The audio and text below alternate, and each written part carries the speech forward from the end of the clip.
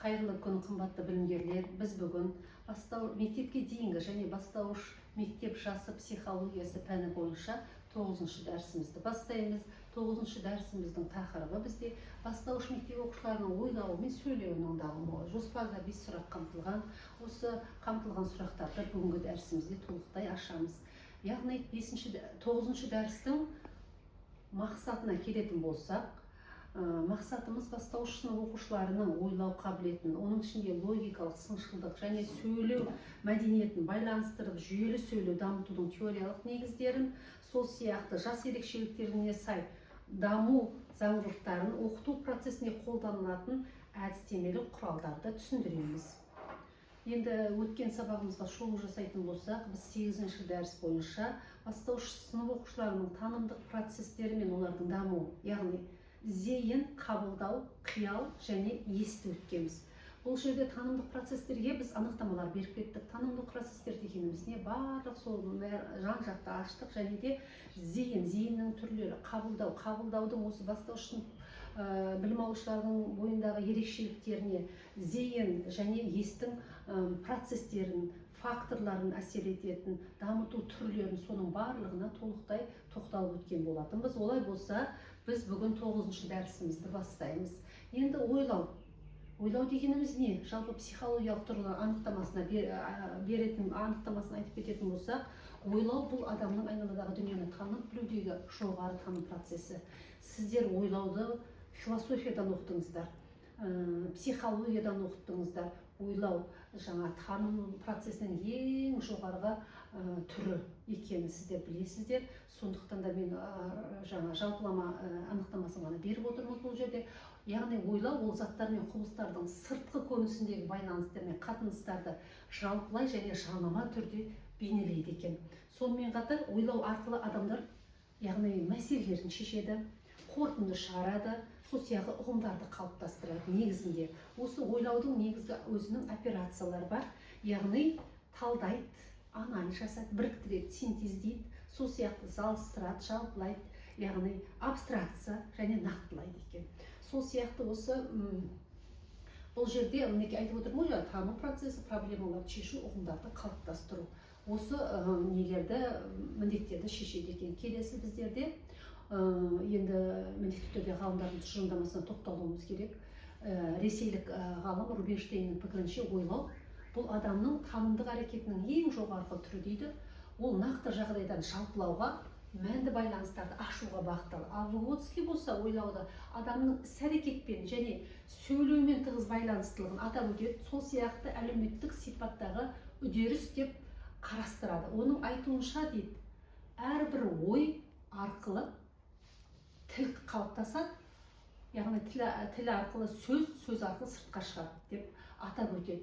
Яғни Рубинштейн бойынша ойлау танымдық әрекеттің жоғары түрі болса, Выготский ойлауды әлеуметтік процесс, яғни үдеріс ретінде қарастырады. Келесі бізде енді ойлаудың жаңағыдай дамуы. Ең бірінші, бұл енді бастауыш сынып кезінде осы бастауыш сынып білім алушыларының ойлауының қарқынды даму кезеңі деп аталынады. Ең бірінші бұл жерде нақты бейнелі ойлау. Оқушылар нақты заттарға сүйенеді. Бірінші сыныпта оқушылардың ойлауы көбінесе осы айтып отырған нақты бейнелі сипатта болады. Яғни олар тапсырманы орындау үшін заттың өзіне немесе оның суретіне, үлгісіне, кескініне, схемасына қарайды екен, көбінесе сүйенеді, былайша айтқанда. Енді біздерде бұл жерде ұғымдық логикалық ойлау, яғни оқушылар ұғымдар арқылы ойлайды. Ол дегеніміз не? 2-4 сыныптарда біртіндеп ұғымдық логикалық ойлау қалыптаса бастайды. Балалар заттардың негізгі белгілерін ескере отырып, ұғымдар арқылы ойлауға, дәлелдеуге және қарапайым қорытындылар жасауға үйренеді. Бұл осы Выготскийдің айтуы бойынша натуралдық ойдан мәдени немесе ұғым арқылы ойлануға көшу кезеңі деп атап өткен екен ғалым. Келесі бізде ойлау операцияларын дамыту дейді. Яғни бұл дегеніміз оқушылар талдау және салыстыруды үйренеді. Яғни талдайды, салыстырады, біріктіреді, жалпылайды. Осы операциялар, яғни оқу әрекеті барысында бірте-бірте тереңдейді және жүйеленеді.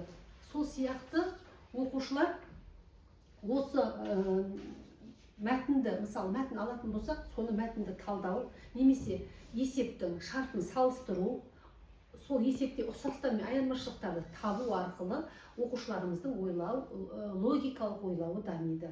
Енді сыншылдық пен рефлексияны бастау дейміз, яғни оқушылар өз ойларын айтып, оған сұрақ қояды.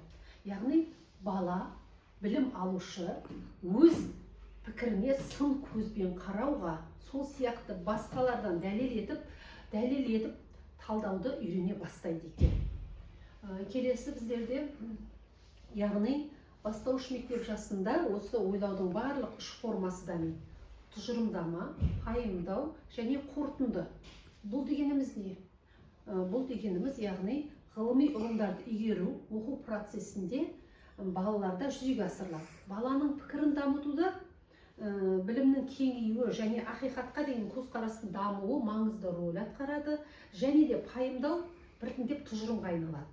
Өйткені бала ойды шындықтан бөліп алады, одан кейін өз ойын болжам ретінде қарастыра бастайды, яғни бұл жаңағы негізі тексеруді қажет ететін позиция деп те аталынады. Негізінен мінекей жаңа мен жоғарыда сіздерге айтып өттім, соның мына кесте түрінде болды, яғни ойлау ерекшеліктері мінекей жаңа айтып өткендей осы кестеде беріліп отыр. Келесі біздерде енді ойлау мен сөйлеу болғандықтан тақырыбымыз сөйлеу дегеніміз не бүгін? Яғни сөйлеу бұл тіл арқылы жүзеге асатын қарым-қатынастың құралы. Ол адамдардың бір-бірімен ақпарат алмасуы, ойларын бөлісуі және іс-әрекетті ұйымдастыру үшін қажет. Енді сөйлеу ойлау процесімен өте тығыз байланысты. Ой сөз арқылы жеткізіледі, ал сөз ойды қалыптастыруға көмектеседі. Сөйлеу адамдар арасындағы қарым-қатынастың және ойды білдірудің негізгі құралы болып есептелінеді. Келесі біздерде осы Леонтьев сөйлеуді адамның қарым-қатынас жасау және ақпаратты жеткізу әрекеті деп анықтайды негізінде. Яғни ғалым ойлаудың нәтижесін сыртқа шығарушы, оны түсінікті формаға келтіретін негізгі құрал ретінде береді. Яғни Леонтьевтің сөйлеу анықтамасына біз не көреміз? Ең бірінші ойлау, екінші сөйлеу, сөйлеуден қарым-қатынас және ақпаратты жеткізу болып есептелінеді. Келесі біздерде, яғни сөйлеудің әлеуметтік және когнитивтік рөлдері бар. Яғни сөйлеудің өзінің рөлдері бар. Ол дегеніміз ақпарат алмасу құралдары, ойды қалыптастыру құралы, іс-әрекетті ұйымдастыру, ойды жеткізу құралы, сөйлеудің әлеуметтік рөлі және сөйлеудің когнитивтік рөлі болып үлкен рөлдерге бөлінеді екен. Келесі біздерде, яғни сөйлеудің дамуы, жаңа біз атап өттік, алдыңғы неде, енді сөйлеудің түрлеріне келетін болсақ, сыртқы сөйлеу, яғни сыртқы сөйлеуге диалогтық және монологтық дейді. Бұл диалогтық сөйлеу мен монологтық сөйлеу сізді мектеп қабырғасынан білесіздер деп ойлаймын. Өйткені бізде жаңағыдай қазақ тіліде көбінесе диалогтық сөйлеу дегеніміз не, монологтық сөйлеу дегеніміз не, бұны сіздер өте жақсы білесіздер. Одан кейін жаңағы осы университет тарапында бірінші курста сіздер бұны да қайталадыңыздар. Сондықтан диалогтық сөйлеу дегеніміздің өзі не? Екі немесе одан да көп адам арасында тікелей қарым-қатынас, ол жылдам, эмоционалды және сөйлеудің қарапайым түрлерінің бірі болып табылады. Ал енді монологтық сөйлеу бір адамның басқаға бағытталған ұзақ, жүйелі және мағыналы сөзі. Бастауыш сыныпта ол әңгіме айту, баяндама жасау, өлең жаттау арқылы дамиды. Ал енді ішкі сөйлеу дегеніміз өзіндік сөйлеу, іште сөйлесу үдерісі. Яғни ол ойлаумен тығыз байланысты және сыртқы сөйлеуге дайындық ретінде қызмет атқарады екен. Ал жазбаша сөйлеу дегеніміздің өзі графикалық таңбалар арқылы ойды жеткізу. Оқушының сауаттылығын, ойды жүйелі жаза білуін бұл жағдайда талап етеді екен. Осы ресейлік ғалым Выгодскийдің пікірінше, яғни айтуынша, осы ішкі сөйлеу, ол сыртқы сөйлеудің ішкі түрленуінен пайда болатын ойлаудың құралы деп атап өткен екен. Келесі біздерде жаңа осы алдыңғы нені мына кесте түрінде, сызба түрінде сіздерге беріп отырмыз. Келесі яғни бастауыш мектеп оқушыларының сөйлеуінің дамуы бойынша келесі біздерде слайдымыз яғни ерекшеліктеріне тоқталып өтеміз. Бастауыш мектеп бастауыш мектеп білім алушыларының сөйлеуінің дамуы. Бұл жаста не дамиды екен сөйлеу бойынша? Яғни ең бірінші сөйлеу мәдениеті қалыптасады. Оған не жатады? Дұрыс дыбыстау, сөздік қордың молаюы, сөйлем құру дағдылары жетіледі. Ал келесі жазбаша сөйлеу дами бастайды. Оқушылар оқуды үйренеді, жазуды үйренеді, ойын жазбаша жеткізе бастайды. Жаңағы айтып өттік диалогтық сөйлеу, сұрақ жауап, әңгімелесу, яғни белсенді қолданылады. Монологтық сөйлеу біртіндеп дамиды, мазмұндама әңгіме құрастыру арқылы. Келесі бізде сөйлеу барысында осы сөздік қор қарқынды өседі екен. Бастауыш мектеп бітіргенде оқушының сөздік қоры шамамен 3-4 мың сөзге жетеді екен. Келесі біздерде даму ерекшеліктеріне тоқталатын болсақ, сөздік осы жас кезеңде сөздік қордың жылдам молаюы көрінеді. Сөйлем құрылымдарының күрделенуімен ерекшеленеді. Содан кейін дыбыстарды дұрыс айту дағдысының қалыптасуымен және де байланыстырып сөйлеу қабілетінің дамуымен кездеседі. Олай болса, осы ойлау мен сөйлеудің өзара байланысына келетін болсақ, бұлар өте тығыз байланысты дамитын үдерістер. Ой сөз арқылы сыртқа шығып, сөйлеу арқылы нақтыланады негізінде. Яғни бұл дегеніміз не? Біз ойымызды не істейміз? Сөзіміз арқылы, яғни тіл арқылы не істейміз? Тұжырымдаймыз, бекітеміз және басқаларға жеткіземіз. Сөз негізі ойдың материал қабығы деп те айтады ғалымдар. Сөйлеу ойлауды дамытады, яғни бала өз ойын сөзбен айтып, яғни айтады, ал жазғанда оны нақтылайды және жүйелейді. Сөйлеу арқылы қарым-қатынас жасау, жаңа ақпаратты алып, ойлауды тереңдетуге мүмкіндік береді. Ал енді ұғымдардың қалыптасуына келетін болсақ, бұл кезде ұғымдар сөздер арқылы бекітіледі. Мысалы, жемістер дейікші, жемістер тобына не жатады дейтін сұрақ болса, оған не жатады? Не жатуы мүмкін? Жемістер. Жеміске алма, алмұрт, мысалы, өрік, алша, жүзім сияқты жекелеп айтамыз, оның бәрін жемістер тобына жатқызамыз. Мінекей ұғымдар дегеніміз. Яғни бұл жерде жеке-жеке жаңа жемістің түрлерін алып жалпылап ұғымдағанда, яғни жеміс деген ұғым қалыптасады. Осы ойлау мен сөйлеудің байланысына келетін болсақ, оқушының ойлау қабілеті неғұрлым дамыған сайын сөйлеуде мазмұнды әрі жүйелі болады. Бұл жердегі мұғалімнің міндеті негізінде балалардың ойлауын дамыта отырып, сөйлеуін жетілдіру, өз ойын еркін жеткізе білуге үйрету, дағдыландыру, қалыптастыру болып табылады.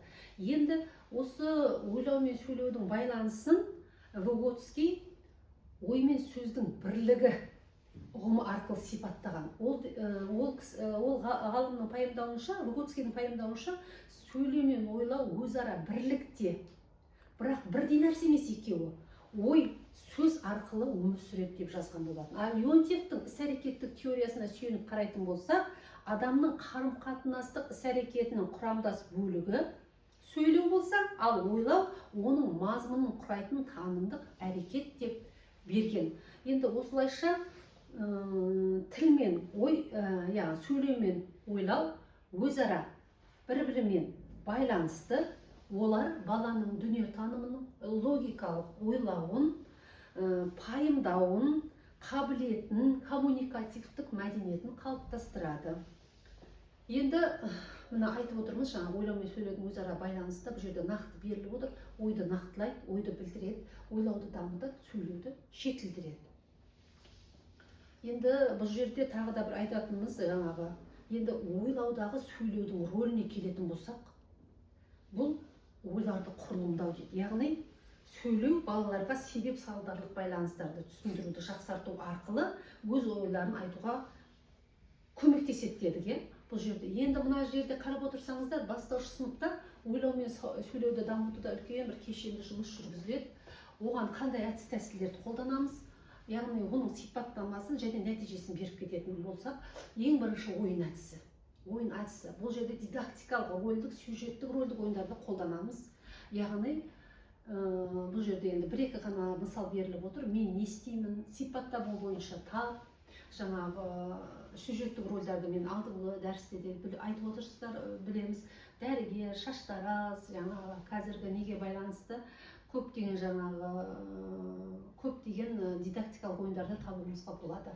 Енді оның осы ойын әдісінің нәтижесінде не болады? Бұл жерде сөйлеуге деген баланың ынтасы артады. Жаңа ойындардың негізінде сөздік қоры молаяды және ойлау белсенділігі артады. Келесі логикалық тапсырмалар бойынша бұл салыстыруға, топтастыруға, себеп салдарларын анықтауға берілетін тапсырмалар жүйесі беріледі. Оның нәтижесінде логикалық ойлауы, талдауы, жалпылау дағдылары қалыптасады. Ал енді шығармашылық жұмыстар дейді. Шығармашылық жұмыстар дегеніміз енді әдебиеттік оқу бойынша ертегі құрастыру, әңгімені құрастыру, бір ертегі беріп, бір-екі сөйлемін айтып, ертегіні ары қарай өзі жалғастыру, өзінің ойынша, қиялынша. Одан кейін сурет беріледі. Сурет беріліп, оған саған мәтін жазу, немесе шағын шығарма жазу. Мінекей осындай тапсырмалар беру арқылы нәтижесінде балада монологтық сөйлеу, байқағыштық, қиял, шығармашылық ойлау дамиды екен. Енді көрнекілікпен жұмыс жасау. Бастауыш сыныпта ең бірінші әдіс-тәсілдердің бірі көрнекілікпен жұмыс жасау әдісі. Ол енді әрбір сіздің өтіп жатқан тақырыбыңызға сәйкес суреттер болуы мүмкін, кестелер, сызбалар бойынша әңгімелесу, сипаттау, мазмұндау. Мінекей осының нәтижесінде балаларда байланыстырып сөйлеу дамиды.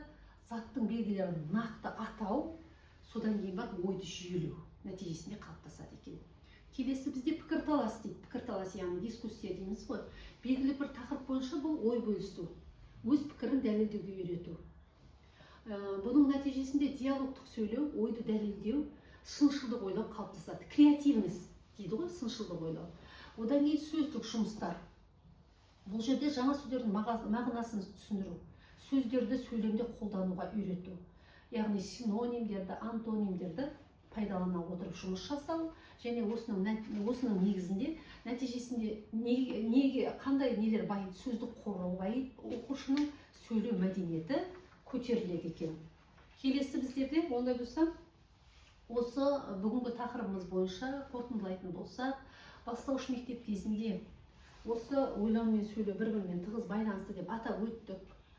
Несімен байланысты? Бұл процестердің дамуы оқушының білімді меңгеруге, қарым-қатынас жасауына және де тұлғалық дамуына негіз болады. Бұл жерде енді болашақ мұғалім ретінде, яғни біздердің мақсатымыз осы бастауыш сынып білім алушылардың логикалық ойлауын жетілдірумен қатар сөйлеу дағдыларын дамытып, еркін, мазмұнды, сауатты сөйлей алуға баулу немесе дағдыландыру, үйрету деп қорытынды жасағым келіп отыр. Олай болса, бүгінгі сабаққа назар қойып тыңдағандарыңыз үшін алғысымды білдіремін. Келесі жүздескенше рахмет сіздерге.